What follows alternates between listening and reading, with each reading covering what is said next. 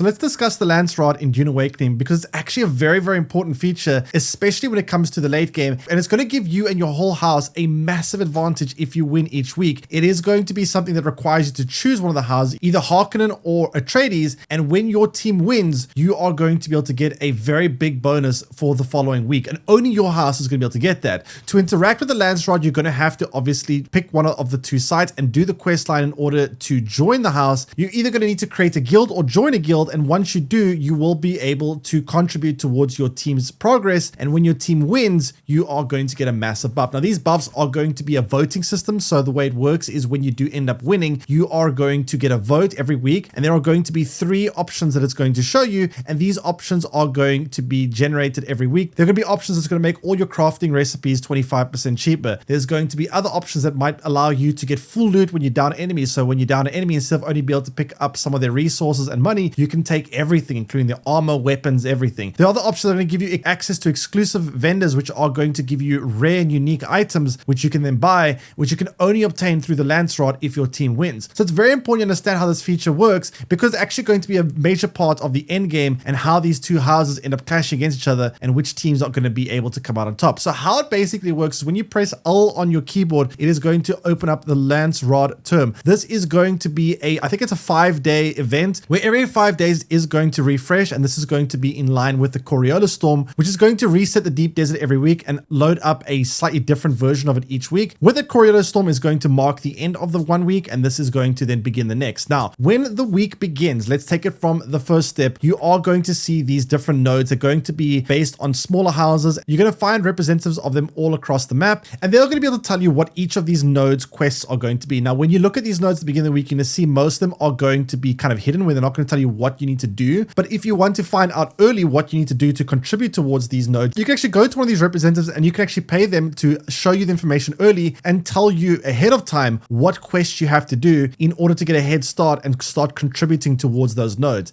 Every time your faction controls a node, you're going to get a point. This is going to be kind of like bingo. If you can control 5, your house will automatically win. So it's very important you try to disrupt enemies. If you see them trying to build towards a full 5 row, you're going to want to try to do one of the adjacent Landsraad contracts and try disrupt them so they don't automatically beat you. Now, when you do end up controlling a node, your house will get 1 point, and obviously at the end of the week, the house with the most points is going to end up winning, and that is going to be how your team is going to be able to end up winning this. So each of these nodes is going to give you personal rewards if you contribute enough to them, and if you obviously end up being on the winning side, you will end up obviously getting the overall house boost that is going to be attributed to all people of those houses. Now, these personal rewards are going to depend on how much you contribute towards the node. So if you look at this node, for example, the Agrosis node in this week for me, this one is going to require you to deliver the Regis Drillshot FK7 to the house representative. This is going to be the quartermaster, at least for me in the Atreides Alliance. You'll be able to find them in the Atreides station, Hagar Basin. Then, of course, the Harkonnen have their own station. Now, if you are on Team Harkonnen, you are going to want to come down to Riftwatch. You're going to be able to find your representative or your quartermaster in order to turn in quests there, and that is going to be how you progress towards your Landsraad decrees. So to turn these items in,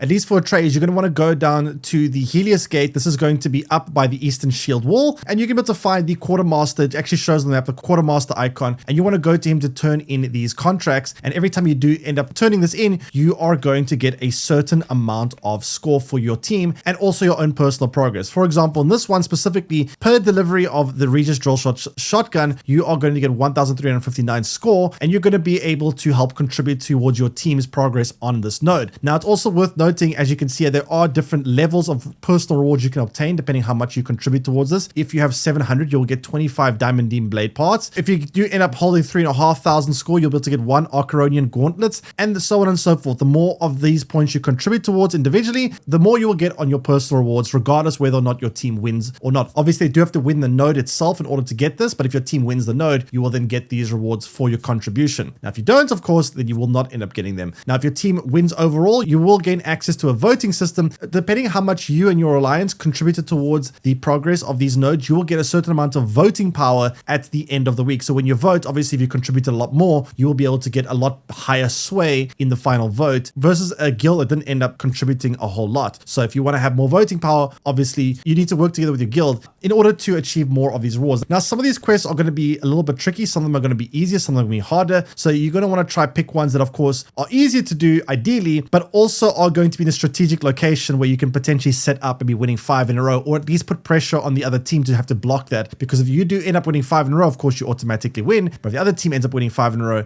you automatically lose. So you're going to want to make sure that you do end up disrupting them whilst also trying to build up 5 of your own as well. Now, there is another way to earn points, and this is going to be through the deep desert. You're going to see there's another option here that says per minute while holding control point, you're going to get 10 points. Now, this is going to be pertaining to in the deep desert. There are going to be kind of like these little hologram spheres, which you can then actually see which house is controlling them. And when you do end up flying to them or landing by them, you are going to then be able to take control of them. And every minute that your team ends up holding it, you're going to contribute 10 points towards this individual house. Now, it's important to note that each of these little nodes are going to be counting towards one of these different houses that you're going to see here on the Landsraad term. So holding those zones is going to give you 10 points passively every single minute. But of course, if the other house is going to end up contesting it, then they are going to end up contributing 10 points towards their house for every minute they contest it. So when you're in the deep desert, maybe make sure you do keep an eye out for these and try to flip them in your house's favor if you see the other team has taken it. And that is going to give you some very easy points, but it is obviously going to be going back and forth between the two houses. So just make sure that you're helping your team towards progressing this, because like I said, the rewards are very, very valuable. Not only do you get great personal rewards, but you're also going to get a massive buff at the end of the week. Some of the buffs as well, like I said, the things that are going to help in combat as well. Some buffs I saw is going to allow you to do 33% extra damage with melee weapons. Some buffs are going to be able to allow your house, if you vote for it, of course, to do 33% extra damage with guns. This is going to make your PvP life a lot better, and also going to give you a massive advantage if you are going to be in confrontation with other players in the deep desert, for example. So don't sleep on these rewards. So you're going to want to make sure that you're actively contributing towards these, because these rewards are going to be big. For example, last week, my alliance ended up winning. We did end up voting for the 25% reduced crafting cost. And that meant that, for example, even when I went to my large spice refinery, it costed 7,500 spice sand to make 200 spice malenge. And then after this event concluded, it then costed 10,000 to get the same amount. So you can see there, that's a big, big discount. And this happened for everything. So essentially get 25% extra productivity, 25% cheaper cost means 25% less work you have to put in to do it.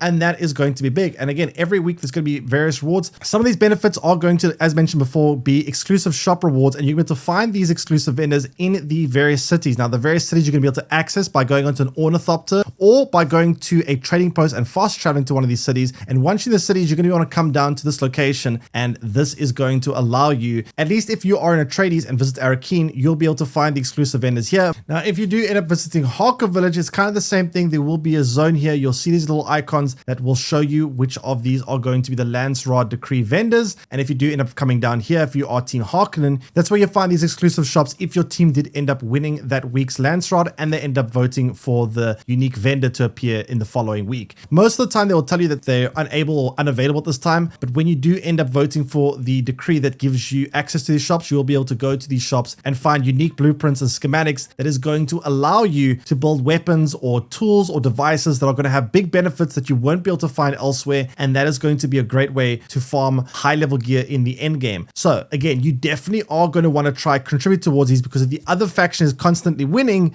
then you are missing out on a lot of rewards. So don't sleep on the Landsraad. It's a little bit confusing. They don't really explain it very well in the game, but that is pretty much everything you do need to know about it. So just make sure you do end up contributing towards these, because it is going to help you and your team out a lot at the end of each week. Anyway, I hope this video helped you. If it did, don't forget to leave a like and subscribe. Let me know in the comment section below. Are you Team Atreides or Team Harkonnen? Which one are you? Who's winning currently overall on the world? I'm kind of curious to see how many people are Harkonnen or Atreides. And I'll see you guys again next time. Take care, everyone, and bye-bye.